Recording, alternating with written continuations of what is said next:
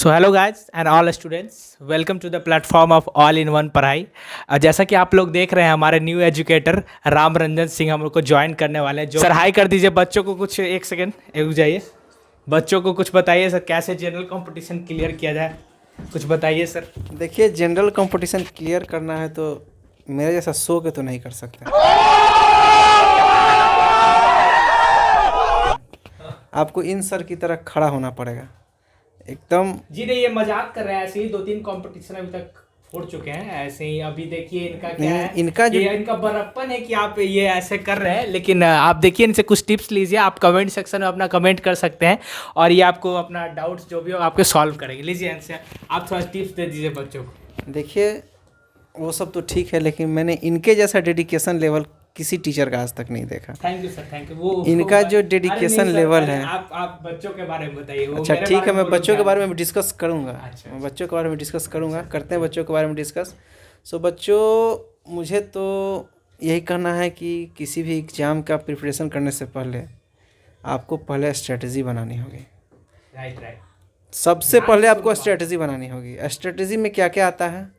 जो भी सिलेबस हो गया, ठीक, type of question, level of question, source of question, ये 4 चीज़ आपको दिमाग में रखना होगा। राइट।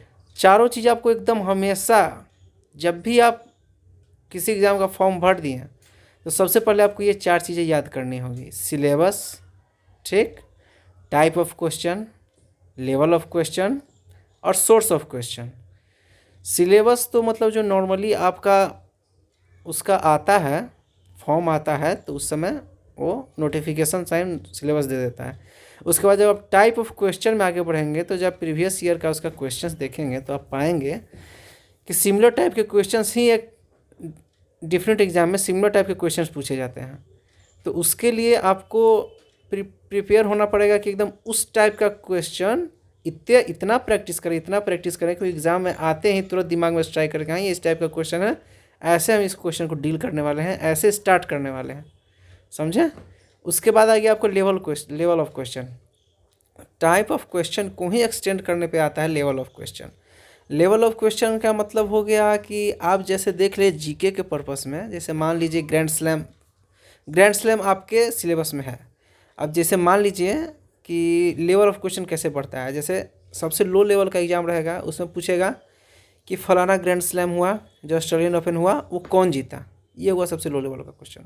इससे थोड़े अपर लेवल के क्वेश्चन में जाइए तो उसमें पूछेगा ये जो फलाना ग्रैंड स्लैम हुआ, ये जीते तो ये, लेकिन हारा कौन, पूछेगा कि हारा कौन। आपको हारने वाले के बारे में भी याद करना होगा। और उससे भी ऊपर लेवल का जाइएगा तो उसमें पूछा कि जिन्होंने ये ग्रैंड स्लैम जीता है, ठीक, ये उनका कौन सा ग्रैंड स्लैम है, कितने नंबर का ग्रैंड स्लैम जीता है, मतलब उनकी कुल उपाधियों के बारे में पूछा जाएगा, ठीक।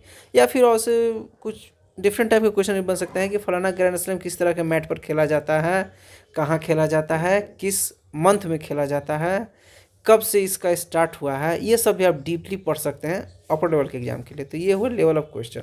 अब हुआ सोर्स ऑफ क्वेश्चन। तो किसी डिफरेंट एग्जाम में जो सोर्स ऑफ क्वेश्चन होता है, ठीक, वो आपको भी आइडेंटिफाई करना होगा। जैसे कुछ ऐसे एग्जाम है जो उसको आप लूसेंट पढ़ लीजिएगा, समझिए कि ख़त्म, सोर्स एकदम वहीं से देता है। कोई एग्ज़ाम होगा जिसमें आपको कुछ स्पेसिफाइड बुक्स पढ़ने होंगे, हिस्ट्री के, पॉलिटी के, ज्योग्राफी के स्पेसिफाइड होंगे, तो वो भी आपको आइडेंटिफाई करना होगा कि सोर्स ऑफ क्वेश्चन कहाँ से क्वेश्चन वो पुटअप कर रहा है आपको एग्ज़ाम में।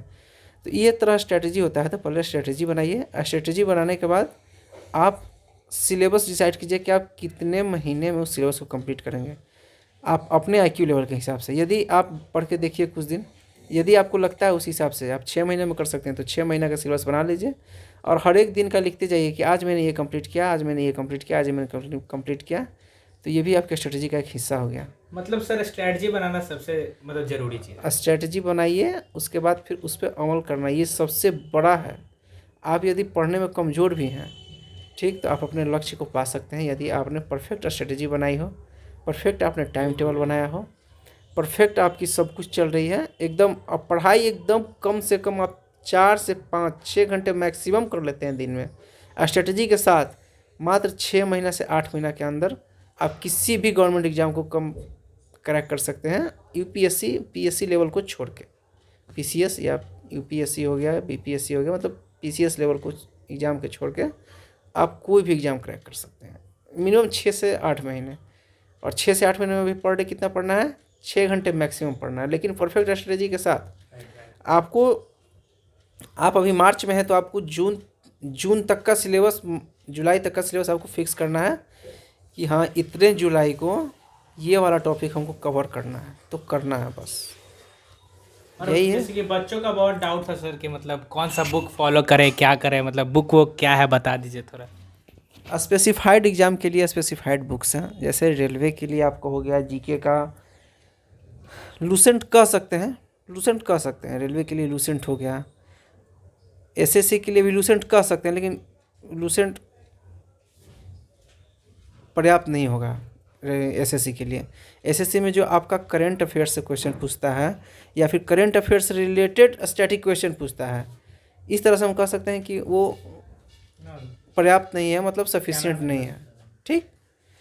तो और मैथ के लिए आपका हो गया एसएससी के लिए राकेश यादव आपको बनाना ही बनाना होगा, ठीक। किरण बनाना ही बनाना होगा एसएससी के लिए। और रेलवे के लिए आप कोई भी बुक ले लें, प्लेटफॉर्म की आती है पतली सी बुक, या फिर आपकी महिंद्रा की बुक आती है असाइनमेंट, वो सब कर सकते हैं, तो रेलवे के लिए काफ़ी हो जाएगा। और एसएससी के लिए तो आपको मैं राकेश यादव की बुक 4 बार 5 बार बनानी ही बनानी।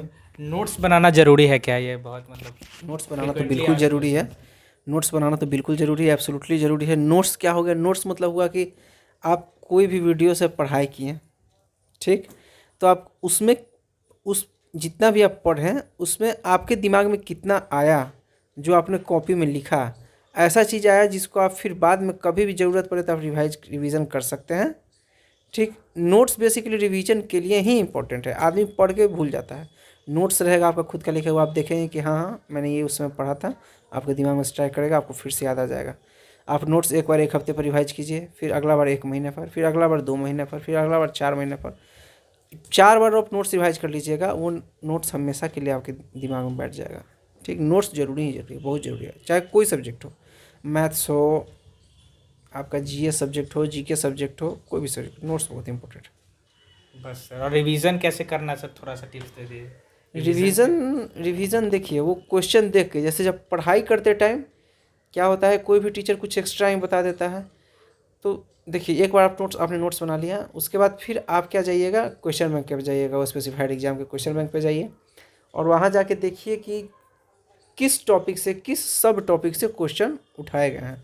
और आप जब भी नोट्स को रिवाइज कीजिए तो ध्यान रखिए कि रिवीजन करते टाइम उस टॉपिक पे ज़्यादा ध्यान दीजिए, कंसंट्रेट कीजिए, ठीक, कि हाँ इस टॉपिक से ज़्यादा क्वेश्चन आए हैं, तो नोट्स में रिवीजन करते टाइम हम उस टॉपिक पे ज़्यादा जोर देंगे रिवीजन करते टाइम, है ना। इस तरह से रिवीजन को मतलब कि इफ़ेक्टिव बनाया जाता है। Okay sir.